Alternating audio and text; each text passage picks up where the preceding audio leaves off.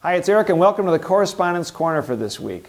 Before I start with your questions, I just want to mention I had a chance to visit Highlands Elementary School in Edina. Speaking with Mr. Sponheim's fifth graders for the third time, I've had an opportunity to do that. Great questions, and I always enjoy visiting our schools. I visited 147 schools throughout the 3rd District now.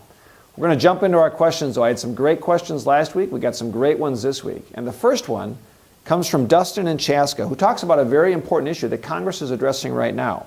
He wrote in saying, "Dear Congressman, I read an opinion piece in the Minneapolis Star-Tribune regarding the need for action when it comes to Asian carp.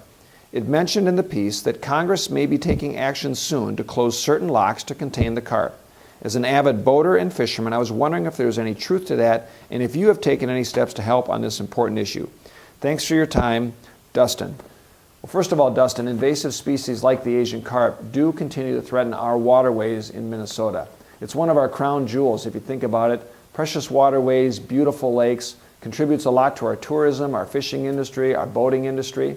We are taking action to curtail the spread of Asian carp as they come up the Mississippi River. Two things. Number one, there's legislation moving forward that is bipartisan support to make sure that local state governments are working together with federal agencies to help stop the spread of Asian carp. Number two, we passed a water bill in the House this week with bipartisan support, and there was an amendment, a provision that was included in that bill that will allow us to close the St. Anthony Lock and Dam.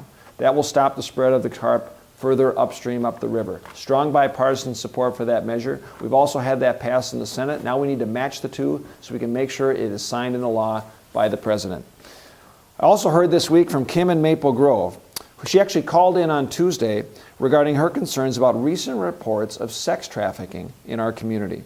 Kim called my office asking what I'm helping do to address the increased trend of sex trafficking, not only in Minnesota, but around the country. First of all, Kim, you're right. This is an important issue that needs to be addressed.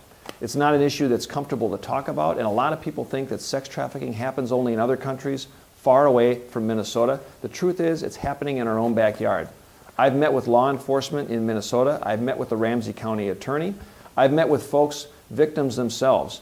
The nonprofit Breaking Free, for instance, and have had a chance to sit down with people at the Family Partnership to learn how we can address this issue on a bipartisan basis. I testified before the Ways and Means Committee about my legislation that will help stem and stop the tide of increased sex trafficking that is happening around the country. That's going to have continued bipartisan support, and we're going to move that legislation hopefully soon.